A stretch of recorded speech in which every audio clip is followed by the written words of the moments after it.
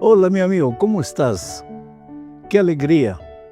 Estamos juntos para estudiar la lección número 4 para el 24 de enero del año 2026. El título de la lección es Unidad mediante la humildad. Y el propósito de la lección es enseñarnos que no basta con conocer la teoría del Evangelio. Yo puedo ser un doctor en teología, puedo tener todo el conocimiento intelectual necesario de la Biblia, pero si la palabra de Dios no ha transformado mi corazón, de nada vale todo lo que sé. Es pura palabra vacía. El problema de la iglesia en Filipos era ese. Los hermanos conocían muy bien el Evangelio. Cómo dominaban la Biblia. Sin embargo, pues el Evangelio no se había hecho realidad en la vida. Era una iglesia que vivía en permanente discusión. Discutían entre ellos, discutían en la calle con la gente de afuera.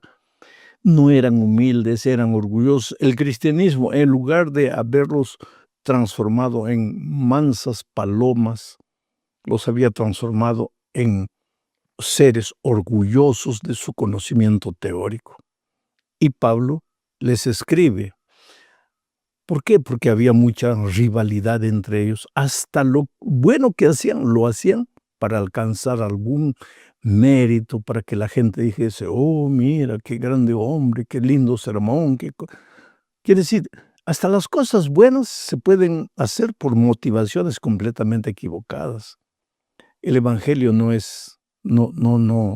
consiste en vivir solo de apariencia. El Evangelio consiste en transformación.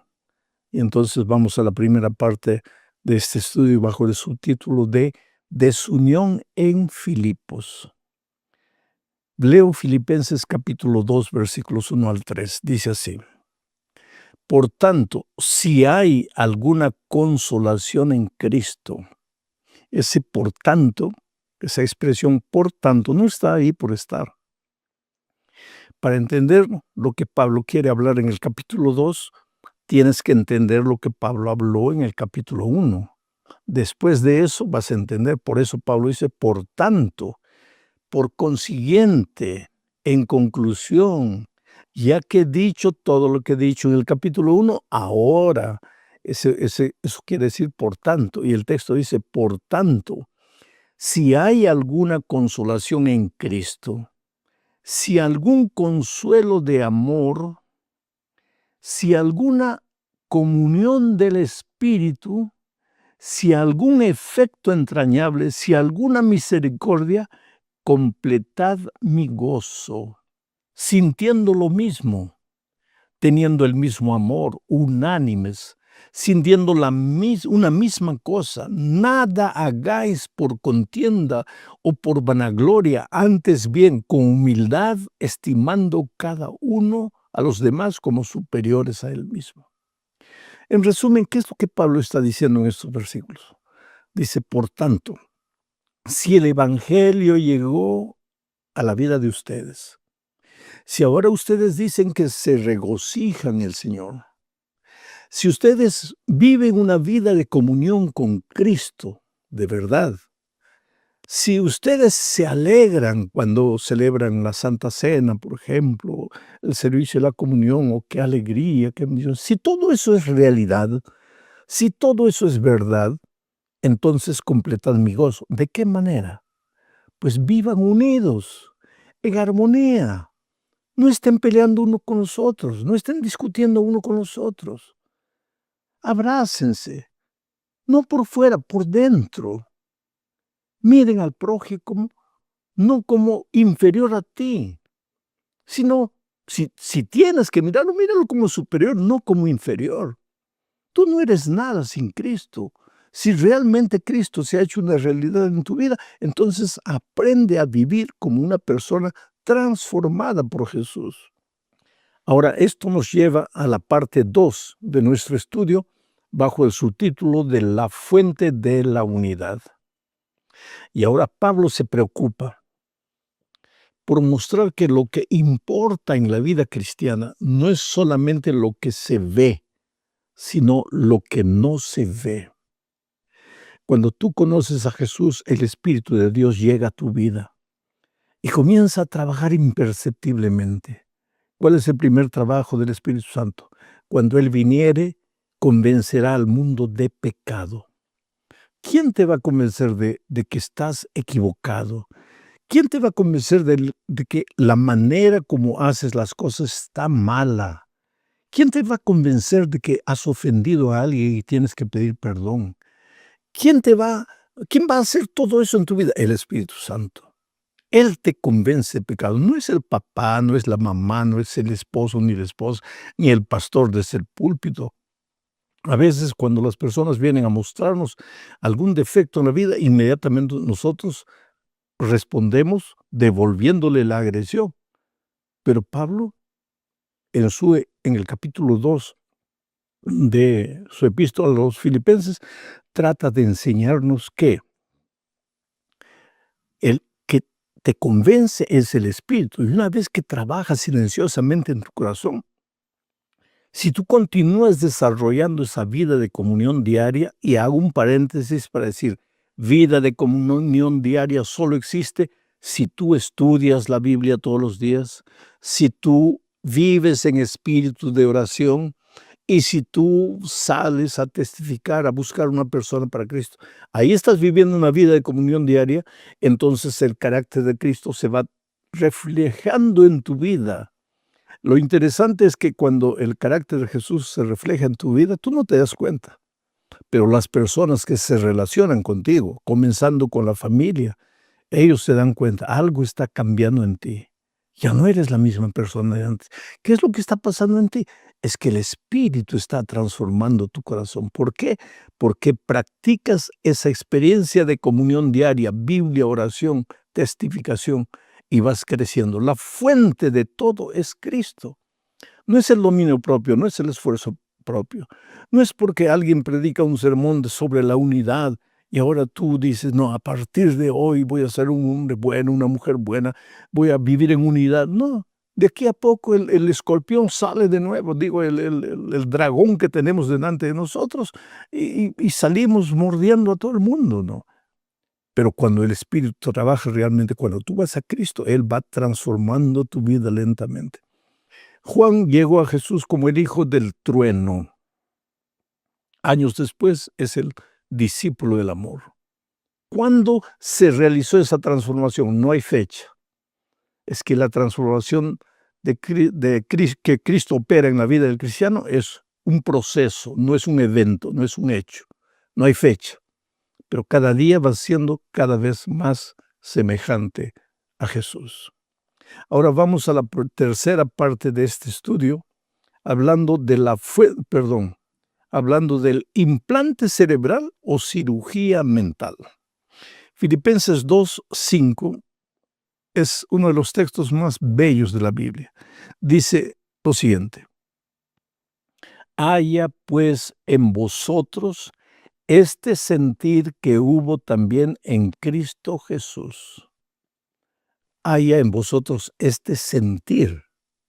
No dice haya en vosotros este proceder, porque si dijese hay en vosotros este proceder, esta manera de ser las cosas, tú con un poquito de dominio propio podrías tratar de vivir como Jesús vivió, cuando todos están viendo. Pero Pablo no está preocupado solamente con lo que haces, cómo te comportas. Pablo dice, haya en vosotros este sentir. El sentimiento va por dentro. Tú delante de la gente puedes sonreír, oh, todo maravilloso, cuando por dentro está diciendo que ojalá que todos se mueran para que el camino quede libre. Entonces Pablo no está preocupado con lo que tú dices, la manera como tú te muestras delante de la gente. Pablo está preocupado con lo que hay dentro de ti. Por eso dice, haya en vosotros este sentir. ¿Y cuál es ese sentir? Esto nos lleva a la cuarta parte del estudio bajo el título de la mente de Cristo. ¿Cuál es la manera de sentir? Filipenses capítulo 2, versículos 5 al 8. Leo, dice así: el cual, el cual ¿quién? Cristo, el cual Cristo, siendo en forma de Dios, no estimó el ser igual a Dios como cosa a que aferrarse, sino que se despojó de sí mismo, tomando forma de siervo, y hecho semejante a los hombres. Y estando en la condición de hombre, se humilló a sí mismo, haciéndose obediente hasta la muerte, y muerte de cruz. Voy a comentar bastante sobre estos 3 versículos. Haya pues en vosotros este sentir, ya dije, no este proceder, porque proceder con un poco de fuerza de voluntad, tú procedes bien. Este sentir, ahí el sentimiento por dentro, que tuvo Cristo Jesús. ¿Y qué tuvo Cristo Jesús? Era Dios. Sin embargo, no se aferró al hecho de ser Dios. Aferrarse es lo que el loro hace cuando se aferra a la rama, se aferra. Trata de sacarlo, no lo sacas, tiene una fuerza en las garras, se aferra. Entonces Pablo dice, no te aferres. Si Cristo era Dios, pero no se aferró al hecho de ser Dios, sino que se despojó y se hizo hombre. Y no solamente se hizo hombre, se hizo siervo. Y no solamente se hizo siervo, se hizo merecedor, en la opinión de los hombres, de una muerte. Y no solo de una muerte cualquiera, sino una muerte de cruz, la muerte más vergonzosa, reservada para los peores seres humanos. ¿Tú te das cuenta? Entonces, ¿cómo esto debe ser en nosotros? Que haya este sentimiento que hubo en Cristo Jesús. No te aferres a las cosas de esta vida. No te aferres al hecho de que eres pastor, al hecho de que eres doctor, al hecho de que eres médico, al hecho de que tienes dinero. No te aferres. Despójate. Suelta. No quiere decir renuncia. Renuncia a tu título de doctor. No, no, no, no. Tu título de doctor vale mucho. Pero no te aferres. No creas que tu valor es por causa del título que tienes, o de la herencia que has recibido, o del dinero que tienes en la cuenta bancaria. No, no, no. No te aferres. Cristo era Dios, no se aferró al hecho de ser Dios, se despojó de sí mismo. Despójate. Cristo se hizo hombre. Nunca podremos entender este misterio. ¿Por qué Jesús se hizo hombre? Primero, porque el hombre había pecado. Y si había pecado, tenía que morir, porque la paga del pecado es la muerte. Pero el hombre no quería morir, y Dios amaba al ser humano. Y Dios no quería que el ser humano muriese. Pero alguien tenía que morir para que el hombre no muriese. Y Dios amaba tanto al ser humano que el Dios Hijo se hizo hombre para poder morir. Porque como Dios no podría morir, como hombre podría morir. Y de esa manera podría pagar la muerte que el hombre merecía porque había pecado. Por eso Dios se hizo hombre. Pero fue totalmente sin pecado. ¿Por qué? Porque si pecase, entonces él tendría que morir por su pecado. No podría, su muerte no salvaría al pecador. Él tenía que ser absolutamente sin pecado. Por eso es que fue tentado en todo, pero sin pecado. ¿Por qué? Por amor. ¿Qué estás tú dispuesto a hacer por amor por las personas? A veces las personas nos caen bien cuando hacen lo que queremos, cuando andan por donde queremos, cuando nos retribuyen de alguna manera. Pero Cristo no nos amó por eso. Éramos criaturas rebeldes, condenadas a muerte. Y Cristo nos amó, se despojó del hecho de ser Dios, se hizo hombre y no un hombre cualquiera. Se hizo siervo. Antes de la Santa Cena, cuando nadie quería lavar los pies de nadie, Cristo se despojó del hecho de ser el maestro, agarró un lavatorio con agua, una toalla, y comenzó a lavar los pies de sus discípulos. Quiere decir, no se hizo solamente hombre para morir en la cruz, para salvar al hombre, se hizo siervo. Y no solamente se hizo siervo, sino que murió. Y no murió cualquier muerte, murió la muerte de un delincuente, porque la cruz era la muerte para los delincuentes. Ahora, por ese hecho, Dios lo levantó, lo enalteció sobre todos los seres vivientes, los de la tierra, los del cielo, sobre todos. Qué pena con nosotros. Queremos lo máximo, pero no queremos despojarnos. Porque pensamos que para llegar aquí arriba hay que escalar, hay que escalar. Y si tenemos que sacar a alguien del paso, hay que sacarlo, pero hay que llegar. Ese es el hombre. Cristo no. Cristo se despojó, bajó hasta lo máximo, pero porque llegó al fondo, Dios lo levantó y lo colocó sobre todo nombre.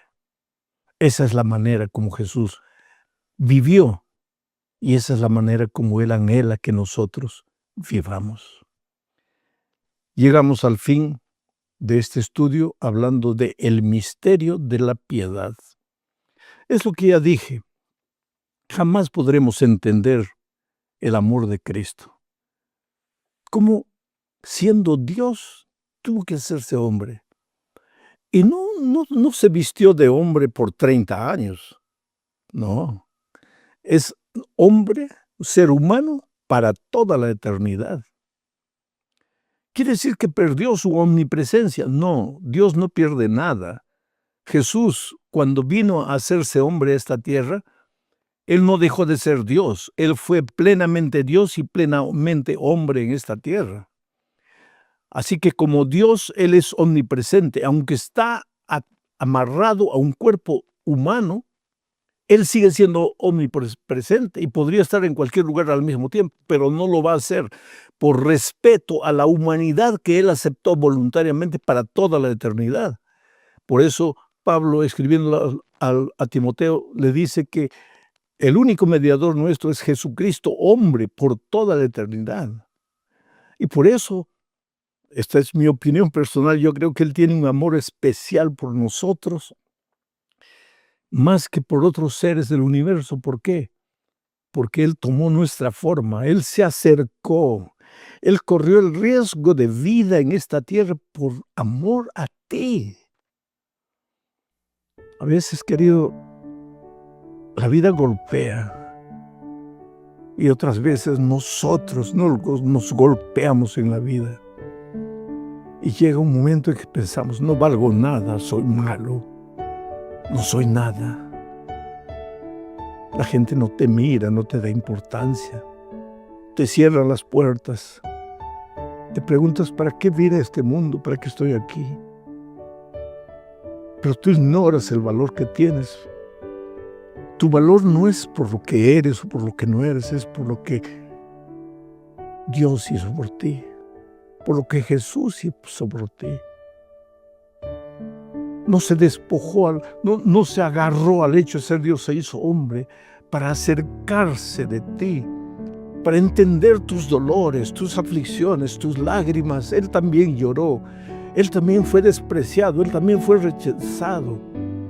Jamás entenderemos ese misterio de la piedad, del amor maravilloso de Jesucristo. No quedes triste, levanta los ojos, levanta la cabeza, vales mucho para Dios. Y si por algún motivo no has sido golpeado por la vida y todo te ha sonreído hasta aquí, no te aferres a las cosas buenas que Dios te ha dado, porque no fueron tus esfuerzos, ni tu trabajo, ni tu sudor lo que te ha dado. Es Dios el que te ha dado. No te aferres a eso. No creas que por eso vales mucho. Tú vales mucho solo porque Dios te ama y solo porque Jesús murió por ti en la cruz del Calvario. Entonces continúa este nuevo año con fe en Cristo. Enfrenta las luchas que hay que enfrentar. Coloca a Dios en primer lugar y va, toca puertas. Si las puertas no se abren, las ventanas se abrirán. Y si las ventanas no se abren, se abrirá el techo. Pero el sol va a brillar en tu vida. porque Dios te ha prometido que aunque andes por el valle de sombra y de muerte, no tendrás temor, y Él finalmente te llevará a los pastos verdes y a las aguas tranquilas. Un abrazo, que Dios... ¿Cómo estás? Vamos a empezar a estudiar ahora la lección número 12 para el 21 de marzo del año 2026. El título de la lección para esta semana es La vida en comunión con los demás. Y el propósito de la lección es mostrarnos que la verdadera religión, el verdadero cristianismo, no se vive en la iglesia solamente. Se vive en primer lugar en la casa, con la esposa, con los hijos. Se vive también en el lugar donde trabajamos, con el jefe, con el empleado, con los compañeros de trabajo. Y se vive en la sociedad, con las personas con las cuales nos relacionamos. O sea, la vida cristiana es completa. Vamos a hablar primero de los cónyuges. Mira, Dios nos creó incompletos, hombre y mujer incompletos. ¿Para qué? Para que juntos, en el sagrado estado del matrimonio, nos completásemos el uno con la otra. Entonces, para entender esto, necesitamos leer Génesis 1:27. ¿Para entender qué? Para entender lo que Pablo va a hablar después, escribiendo a los Colosenses. Leo Génesis 1:27. Dice así: y creó Dios al hombre. Esa palabra hombre en hebraico, en hebreo, es Hadam. Y creó Dios al hombre, al Hadam, a su imagen, a imagen de Dios lo creó. Varón en hebreo, Sakar, y hembra, Nekebá, los creó. Entonces voy a explicar un poco lo que dice este texto. Cuando Dios creó al hombre, al Hadam. Pero Hadam no es hombre masculino, es ser humano, al ser humano. Creó Dios al ser humano, al Hadam. Pero ese ser humano estaba formado por dos partes. Un Zakar, o sea, un varón, y un Nekebá, o sea, una mujer. Zakar, varón, y Nekebá, mujer, juntos forman un Hadam, un ser humano. Esto teológicamente quiere decir que un hombre solo o una mujer sola están incompletos, no son seres humanos completos. Ellos pasan a ser completos cuando están juntos. Ahora, esto es medio asustador porque algunos dicen, pastor, pero eso no es discriminación. No, querido. Ese era el plan original de Dios, pero infelizmente entró el pecado. Y cuando entró el pecado, arruinó todo el plan original de Dios. Por ejemplo, el plan de Dios original no era que el hombre construyera casas. ¿Por qué hoy día construimos casas? Porque cuando el pecado entró se alteró el clima, que era perfecto. Y hoy si no construimos casas nos morimos. Cuando Dios creó, la ley del crecimiento era perfecta. Quiere decir, las uñas nunca tendrían que ser cortadas, ni afeitada la barba. ¿Por qué? Porque la ley del crecimiento era perfecta. Todo era perfecto. Adán y Eva no deberían vivir separados, deberían vivir juntos. Ese era el plan perfecto de Dios, pero el pecado entró. Hoy día tenemos que construir casas, tenemos que cortar la uña, el cabello. Y muchas veces un hombre o una mujer tienen que quedarse solos. Pero eso es una alteración al plan divino, al plan original que Dios tenía para nosotros. ¿Está equivocado? No, no está equivocado. Porque está equivocado, está mal que un hombre se quede solo o una mujer que se quede sola. No, porque me podrías preguntar, ¿está equivocado que construyamos casa? No. ¿Está equivocado que nos cortemos la uña? No. ¿Está equivocado que un hombre o una mujer se queden solos? No. Pero en el plan original de Dios no era así. Entonces, teniendo esto en mente, ahora vamos a leer Colosenses 3, 18 y 19. Dice así: casadas, estad sujetas a vuestros maridos, como conviene en el Señor. Maridos, amad a vuestras mujeres y no seáis ásperos con ellas. Ahora, queridos, ¿Qué pasó? Cuando el pecado entró, el carácter del hombre y de la mujer se deformaron.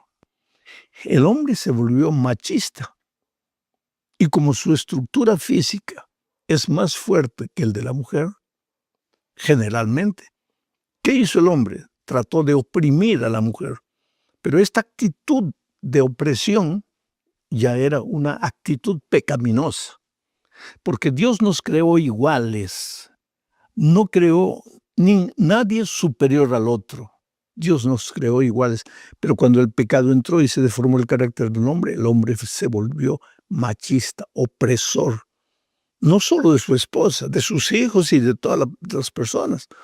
Por eso hubo a lo largo de la historia siempre líderes opresores.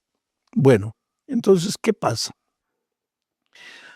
Pablo escribe ahora, todavía en una cultura de opresión, y mucha gente hoy no entiende lo que Pablo quiso decir. Este texto que acabo de leer no es una descripción de responsabilidades. No, no quiere decir los deberes del hombre son estos, los deberes de la mujer son... No. Y te voy a explicar por qué. Volvamos al texto.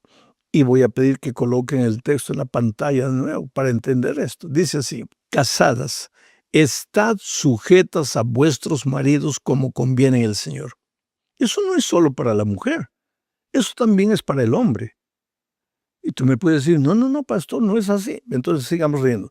Maridos, amad a vuestras mujeres y no seáis áspero con ellos. ¿Eso es solo para el marido? ¿No es para la mujer? ¿La mujer no debe amar al marido? ¿Ah? ¿No debe amar al esposo? ¿La mujer debe ser áspera con el esposo? No. Entonces, ¿solo la mujer debe estar sujeta al esposo? No, el esposo también tiene que estar sujeto a la esposa. Quiere decir, esa sujeción no es opresión, esa sujeción es responsabilidad. Es cuando el hombre se casa y la mujer se casan, ya pasan a ser una sola carne. No pueden tomar decisiones solos. Tienen que tomar decisiones que involucre a los dos. Ambos tienen que estar sujetos a ambos. Y ambos deben amarse a ambos. Esto es lo que Pablo está queriendo decir. ¿Y por qué le escribe eso a los colosenses? Porque seguramente en la iglesia de Colosas habían algunos hermanos que no entendían esto y entonces Pablo necesitaba aclararles este asunto. Pero Pablo no se queda solamente con la relación de esposo y esposa. Él también entra al asunto de los padres e hijos. Y aquí vemos que la vida cristiana pues involucra no solo la relación de esposos, sino la relación de la familia entera. Colosenses 3, 20 y 21 dice: hijos, obedeced a vuestros padres en todo, porque esto agrada al Señor. Y después viene a los padres. Padres, no exasperéis a vuestros hijos para que no se desalienten. Pablo, escribiendo a los Efesios, dijo esto mismo a los hijos, pero de otra manera dice: obedeced a vuestros padres en el Señor. ¿Y qué pasa si el padre no vive en el Señor, solo el hijo? Y el padre ordena al hijo que haga algo que va contra los principios del Señor. No es obediencia ciega, es obediencia con sabiduría. Eso debe existir entre esposos y entre padres e hijos. No es solo que Dios quiere que los hijos obedezcan a los padres. Claro que ese es el deseo. Especialmente y mucho más cuando el padre es un padre cristiano que conoce los principios, que conoce los valores y va a encaminar a sus hijos por los caminos del Señor. Pero por otro lado, aún conociendo el Evangelio, los padres pueden equivocarse. Y por eso el apóstol Pablo dice: padres, no exasperéis a vuestros hijos. Muchas veces podemos exasperarlos hasta queriendo enseñarles principios y valores. Por ejemplo, yo conozco una persona por ahí en la vida, en cualquier país, que era cristiano y se entregó con toda devoción, pero no recibió la orientación necesaria. Él se levantaba a las 4 de la mañana para ir a trabajar y a esa hora levantaba a los niños para hacer el culto familiar. Resultado, hoy los niños ya no son niños, son grandes y no quieren saber nada con la iglesia. ¿Por qué? Porque el padre, en su afán extraordinario de querer hacer el culto familiar con sus hijos, ¿qué hacía? Los despertaba a las 4 de la mañana para leerles la lección de la escuela sabática de los adultos, pobres niños, que desde niños crecieron con repulsión a la iglesia. Eso es exasperar al hijo. ¿Quiere decir que no debe haber culto familiar? No, debe haber, claro que sí.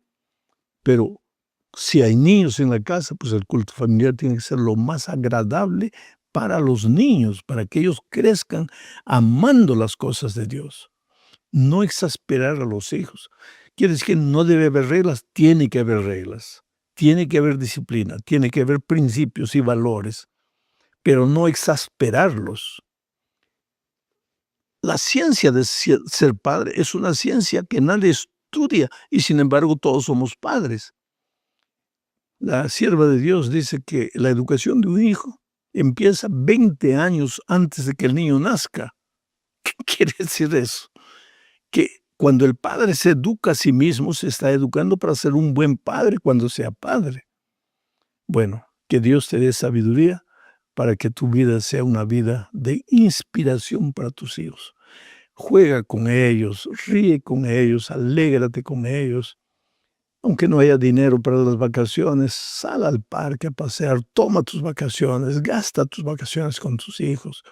Es la mejor manera de hacerse amigo de los hijos. Y cuando ellos crezcan, pues, si un día se van de la iglesia, porque todos somos dueños de la libertad, cada uno escoge su camino, y aunque haya sembrado el evangelio en su corazón, de repente él crece y toma su decisión, contraria a lo que enseñaste, pero por lo menos te queda en el corazón la satisfacción de que hiciste todo para que tu hijo creciera en los caminos del Señor. Y otra cosa, hay 3 promesas en la Biblia que me animan. La primera es, echa tu pan sobre las aguas y después de muchos días lo hallarás.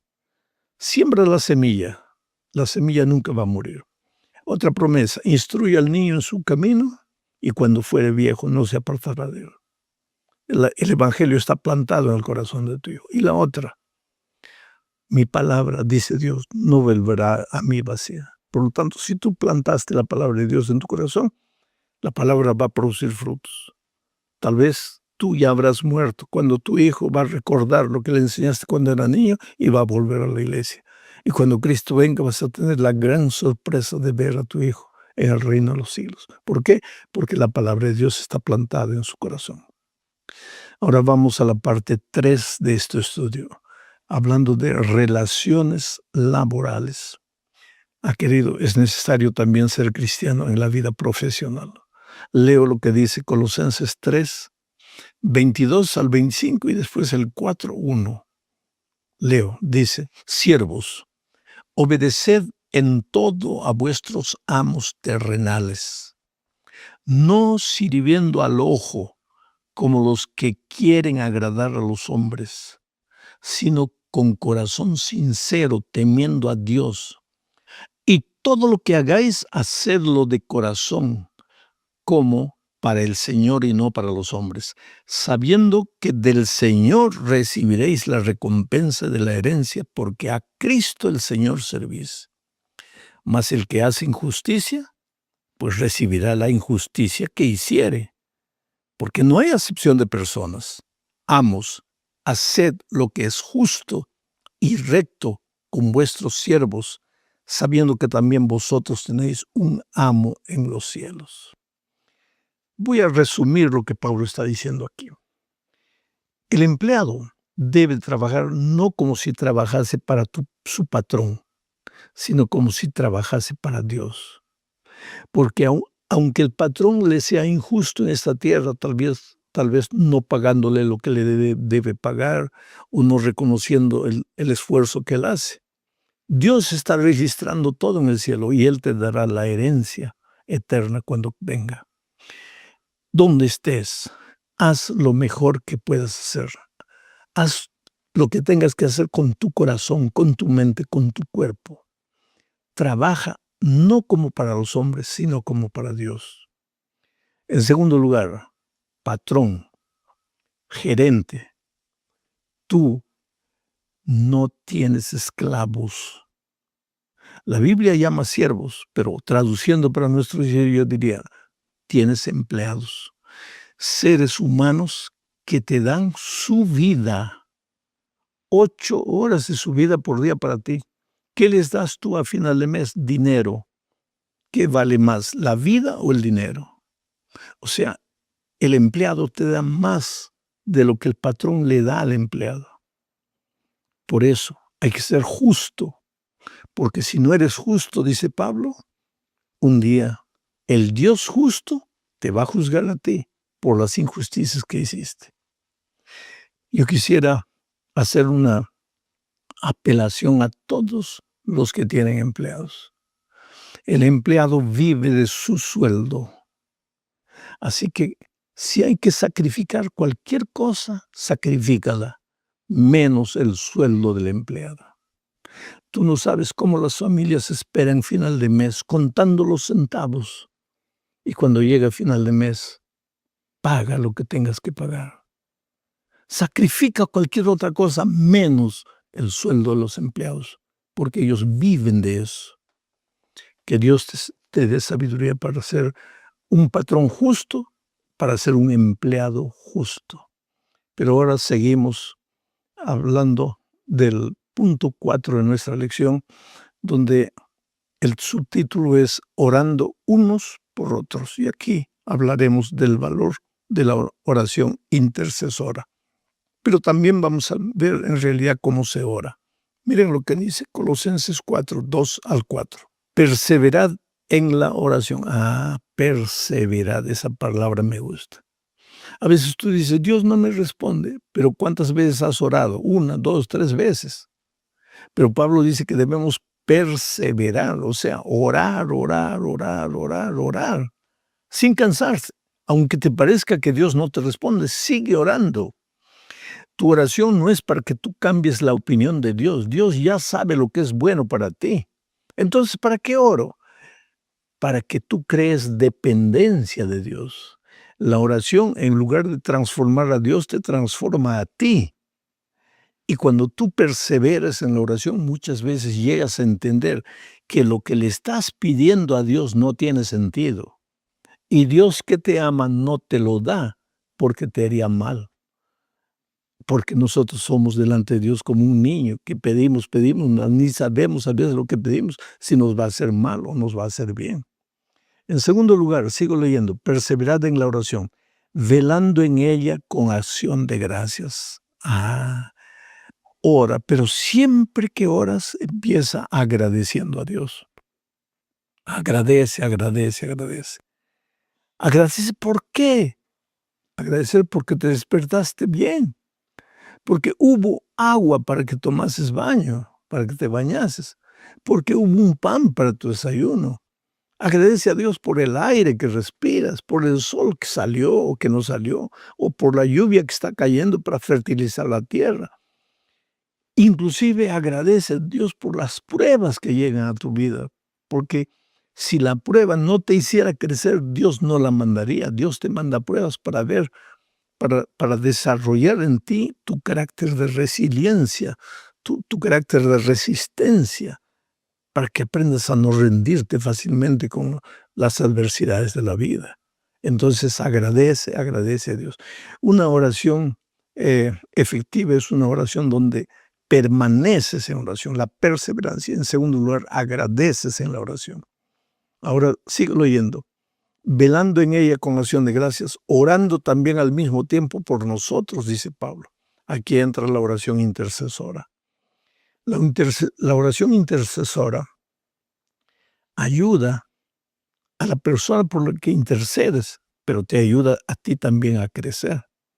Porque había un hombre pobre en la vida que solo tenía plátano para comer y se quejaba, pero un día Cuando miró para atrás vio que otra persona recogía las cáscaras que él arrojaba para poder comer.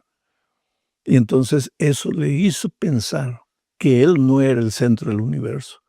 Yo sé que tienes dificultades, yo sé que tienes problemas, pero tienes que entender que hay gente que tal vez sufre más que tú. Entonces, ora por ti, persevera en la oración por ti, con acción de gracias. Pero por otro lado, ora por otras personas y eso te va a ayudar a crecer a ti mismo. Por eso yo agradezco y quiero aprovechar este momento para decirte que me siento feliz cuando en la página, en los comentarios, entra alguien y registra un pedido de oración. Después entra otro y dice, yo estoy orando por ti, y inclusive coloca palabras de ánimo. Y yo me emociono cuando leo todo eso y oro, tanto por los que registraron su pedido, cuantos por los que dicen que están orando por ellos. Oro y sé que esa oración intercesora no solo me ayuda a mí, no solo te ayuda a ti, sino a mí a crecer espiritualmente. Por eso digo, qué feliz me siento porque yo sé que hay una red gigantesca de oración. En todos los lugares hay gente que ora, clama, y yo les llamo mis guerreros de oración. Vamos entonces ahora a la última parte de este estudio, hablando de cómo andar en sabiduría. Mira, cuando andas con Cristo, Cristo es la fuente de la sabiduría. Entonces andas sabiamente. ¿Qué cosa es andar sabiamente? Prudentemente, equilibradamente, sensatamente. Y con eso te evitas muchos errores, muchos sinsabores, muchas penurias en la vida. Vamos al texto, Colosenses capítulo 4, versículos 5 y 6, dice así: andad sabiamente para con los de afuera, redimiendo el tiempo, sea vuestra palabra siempre con gracia, sazonada con sal, para que sepáis cómo debéis responder a cada uno. ¿Qué sabiduría para vivir? Yo siempre digo que la vida es un espejo. Tú le muestras al espejo una sonrisa, el espejo te devuelve la sonrisa. Tú le muestras al espejo un ceño fruncido, el espejo te devuelve. Tú le muestras al espejo una mueca, el espejo te la devuelve. La vida es así. Sal a la calle, trata bien a las personas, ellas te van a tratar bien. Saluda a las personas, ellas te van a saludar. Sé cortés con las personas, ellas van a ser corteses contigo. Pero eso solo va a ser resultado natural de Cristo en ti. Porque cuando Cristo vive en ti, vive la sabiduría. Y cuando aprendes a vivir con sabiduría, aprendes a tratar a todas las personas de manera que todas las personas llegan a admirarte, a apreciarte y a querer ser como tú, porque te ven a ti, pero ven a Cristo en tu manera de mirar, en tus palabras sazonadas con sal. Dios te bendiga.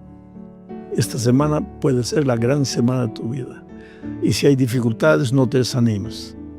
Dios está contigo, Él sabe, Él va a orientar tus pasos de manera que salgas victorioso. Chao, felicidades. Hola, mi amigo querido, qué alegría. Ya llegamos a la última lección de este trimestre. Este trimestre estudiamos las epístolas de Pablo a los Filipenses y a los Colosenses. Ambas epístolas fueron escritas desde la prisión en Roma. Sin embargo, a pesar de estar preso en circunstancias poco agradables, Pablo siempre mantuvo la palabra alabanza, alegría, loor a Dios.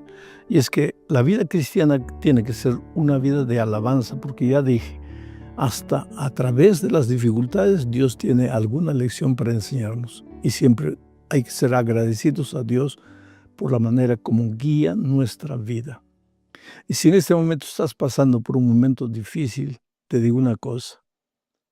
Así como el día dura 12 horas, la noche también dura 12 horas. No te desesperes. Yo sé que en la hora de la dificultad uno no ve luz. La tendencia es bueno, Dios me abandonó, nadie se acuerda de mí, nada me sale bien, ¿para qué vine a la vida? ¿Para qué estoy en este mundo? No, no, querido, calma, calma. Tú eres precioso para Dios, tú eres lo más precioso que Dios tiene en la vida. Fuerza, la noche va a pasar. Vamos entonces al estudio de la lección número 13 para el 28 de marzo del año 2026. Y el título de la lección es Permanecer en toda la voluntad de Dios. Y el propósito de la lección es mostrarnos que no basta comenzar la vida cristiana.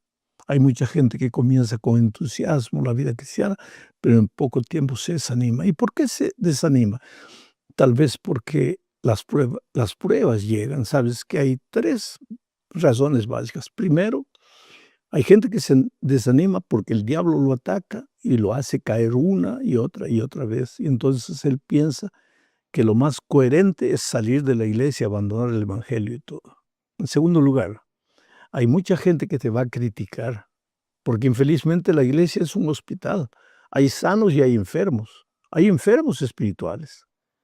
Alguien en la iglesia que chismea, que habla mal, que te mira con soberbia, que parece que el evangelio no lo ha transformado, te va a desanimar. ¿Por qué?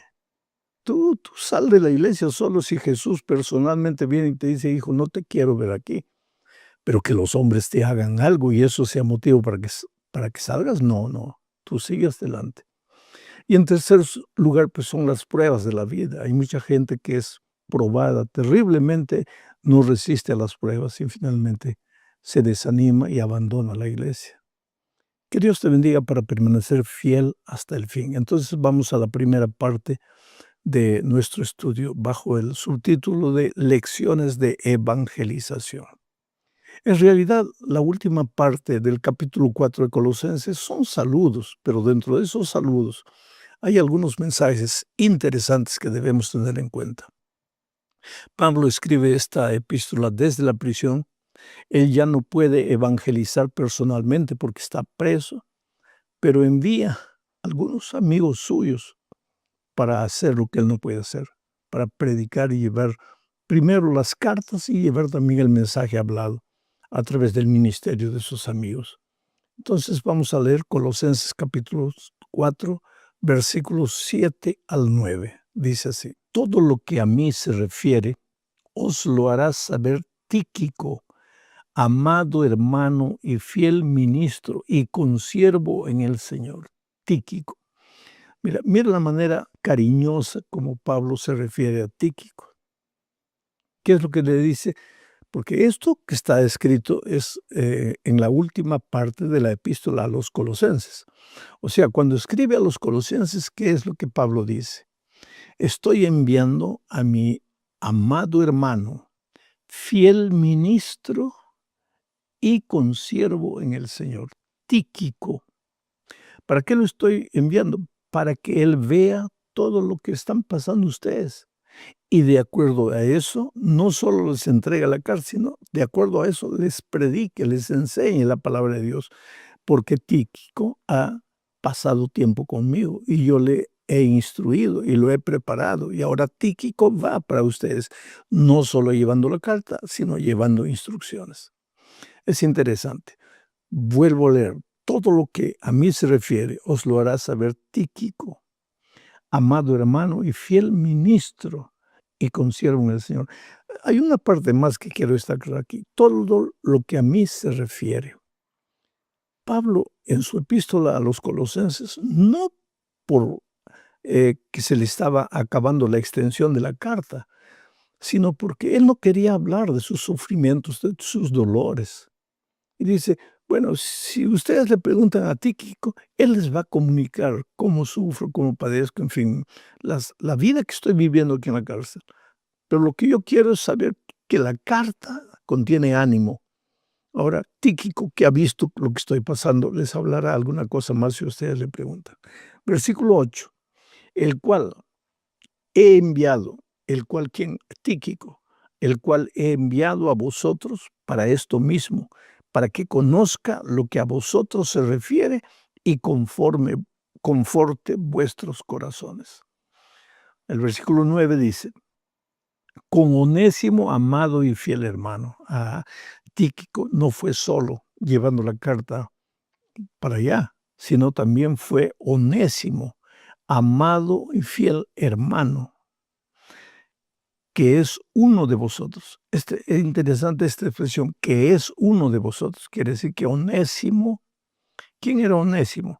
Onésimo era el esclavo de Filemón, que se convirtió en Roma. Onésimo se convirtió en Roma al conocer a Pablo, al escuchar el Evangelio de Jesucristo a través de Pablo, se convirtió y ahora se volvió en un emisario de Pablo y viajó a Colosas, donde se encontró con Filemón, su patrón, de quien había huido, y le llevó la epístola a Filemón. Entonces Onésimo viajó con Tíquico para Colosas, ambos enviados por Pablo. Vamos a seguir leyendo. Versículo 9. Con Onésimo, amado y fiel hermano, que es uno de vosotros. Todo lo que acá pasa os lo harán saber. Muy bien, vamos a la segunda parte ahora, hablando de la conectividad en la iglesia primitiva. Mira, en aquellos días no había redes sociales, pero Pablo había armado una red de amigos. Y esos amigos iban para un lado, iban para otro lado, hacían otros amigos, transmitían el Evangelio. La red evangelizadora de los amigos de Pablo era extraordinaria. Solo en el libro de los Hechos de los Apóstoles se menciona 100 amigos de Pablo. Solo en la epístola de en la epístola de Pablo a los filipenses y a los colosenses se mencionan unos 20 amigos de Pablo. Era una red de amigos extraordinaria. Leo ahora Colosenses capítulo 4, versículos 10 y 11. Dice así: Aristarco, mi compañero de prisiones. Aristarco, uno de los amigos que formaba la red de amigos. Aristarco, mi compañero de prisiones, os saluda. Aristarco, ¿quién era Aristarco? Aristarco es mencionado en el libro de Hechos de los Apóstoles, cuando en Efeso hubo un escándalo y la gente enardecida porque al escuchar el Evangelio dejaban de adorar a la diosa Diana y los que fabricaban esas estatuillas de la diosa Diana perdieron el negocio y incitaron a la multitud y prendieron a 2 siervos de Dios. Uno de ellos era Aristarco, acompañaba a Pablo. Y en la prisión parece que Aristarco pidió permiso para estar preso con Pablo. ¿Para qué? Para ayudarlo, para servirlo, porque Pablo ya era un hombre de edad.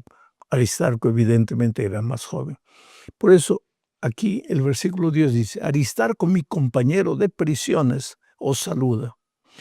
Y Marcos, el sobrino de Bernabé, acerca del cual habéis recibido mandamientos, si fuere a vosotros, recibidle. Marcos, el sobrino de Bernabé.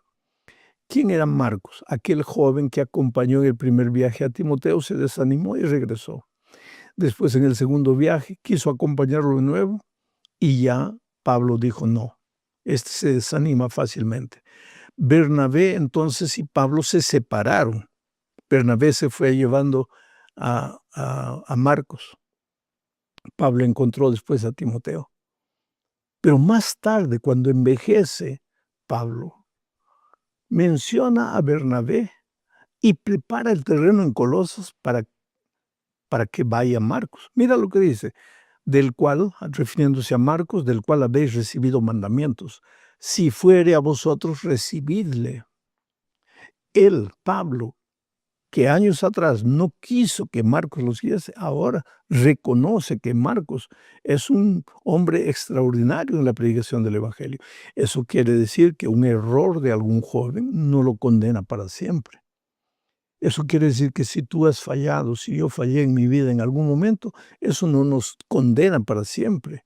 Siempre hay una oportunidad para levantarse, para continuar, para corregir lo que se ha errado.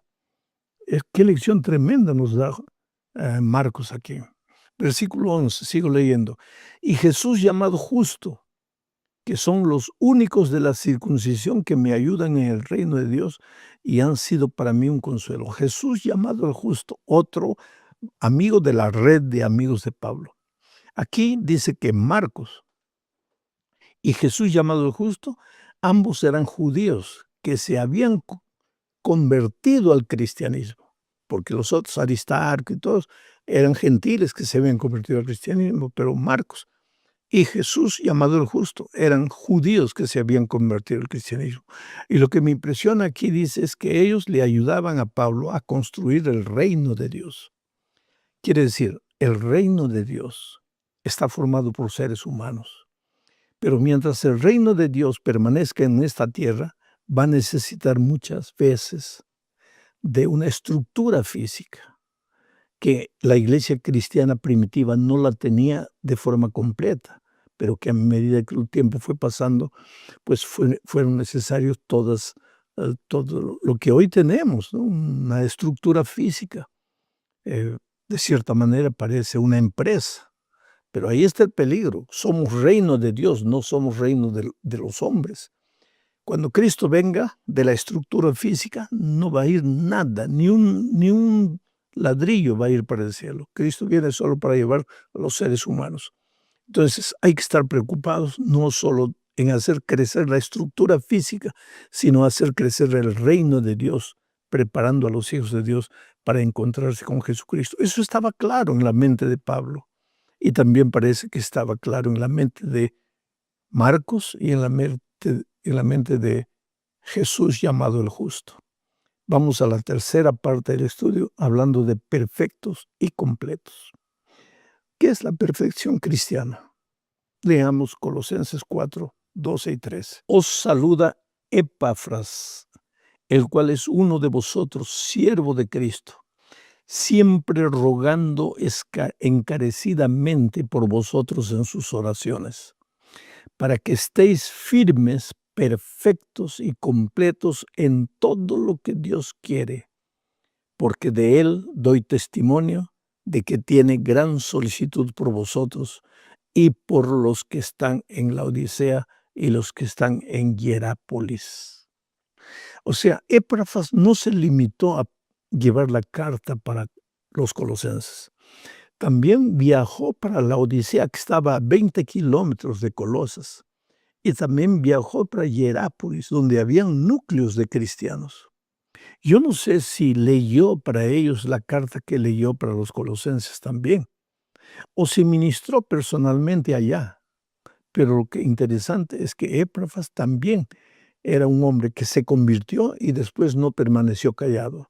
Visitaba iglesias llevando el evangelio y confirmando la fe de los hermanos. Pero lo que me interesa de esta parte es que aquí se habla de perfección. Dice que Epafras oraba por la iglesia de Colosas. ¿Para qué? Para que ellos llegasen a ser firmes, perfectos y completos en lo que se relaciona con Dios. Firmeza. Él no quería cristianos tambaleantes, un pie en el mundo, un pie en la iglesia. A veces sí, a veces no. Y Epafras oraba para que todos fuesen firmes, para que todos fuesen perfectos. Vuelvo a repetir, la perfección absoluta en Cristo es un punto hacia donde nosotros nos dirigimos. Pero cuidado con pensar que podemos en esta tierra alcanzar la perfección absoluta de Cristo. ¿Por qué? Porque nosotros en esta tierra cargamos la naturaleza pecaminosa.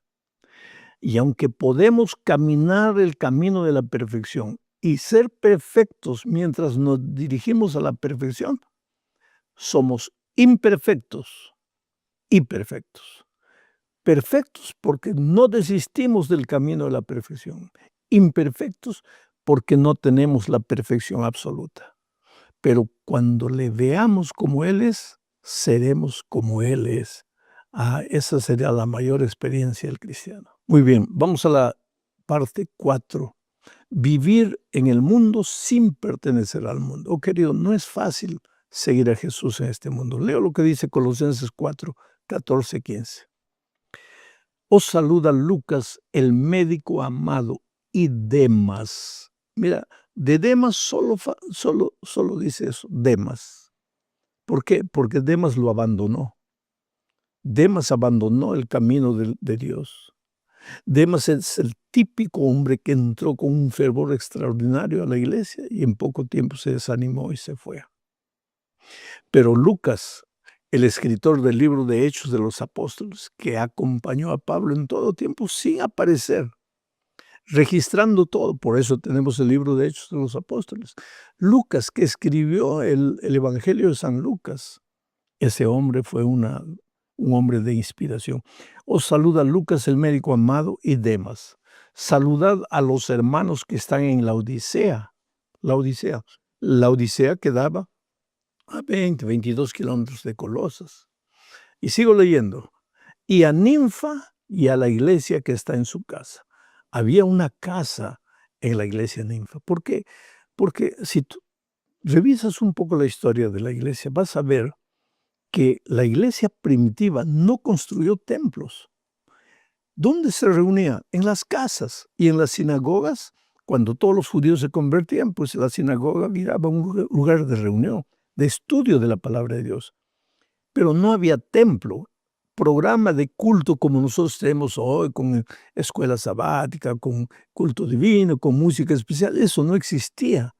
En las casas las personas básicamente se reunían para orar, cantar y estudiar la palabra de Dios.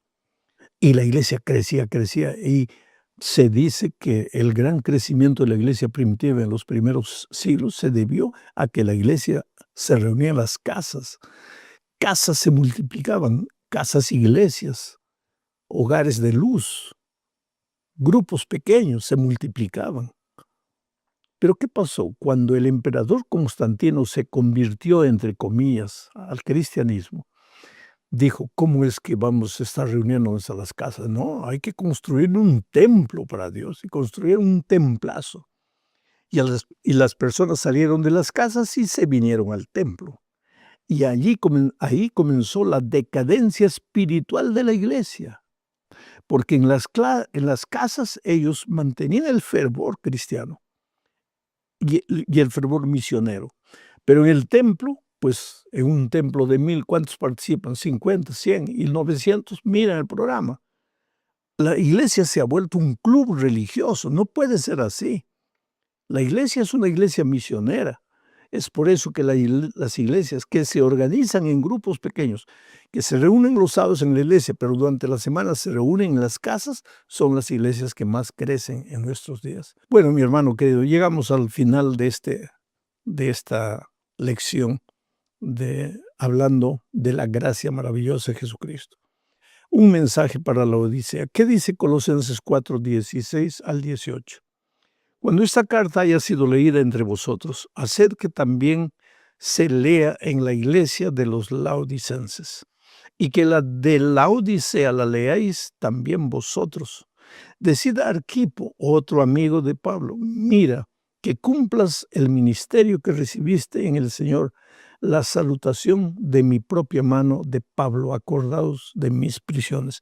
La gracia sea con vosotros. Hay algunas cositas que necesito decir aquí. En primer lugar, ¿quién era Arquipo? Parece que Arquipo era hijo de Filemón y Apia. ¿Te acuerdas que Onésimo era siervo de Filemón, que se escapó, se convirtió en Roma y volvió llevando la epístola a Filemón? Bueno, Filemón y Apia eran una pareja y el hijo era Arquipo, que tenía un ministerio especial. Y Pablo le dice que él no abandone ese ministerio.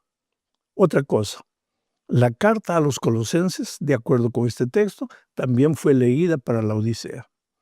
Y la carta de la Odisea para los colosenses. ¿Pero qué carta?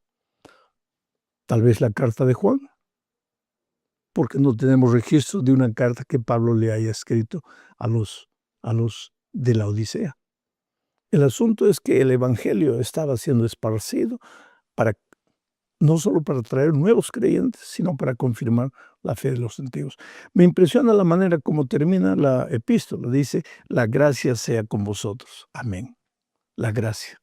Pero el versículo 1 de la epístola a los Colosenses empieza diciendo: Pablo, apóstol de Jesucristo por la voluntad de Dios, y el hermano Timoteo, a los santos y fieles hermanos en Cristo que están en Colosas, gracia y paz sea a vosotros.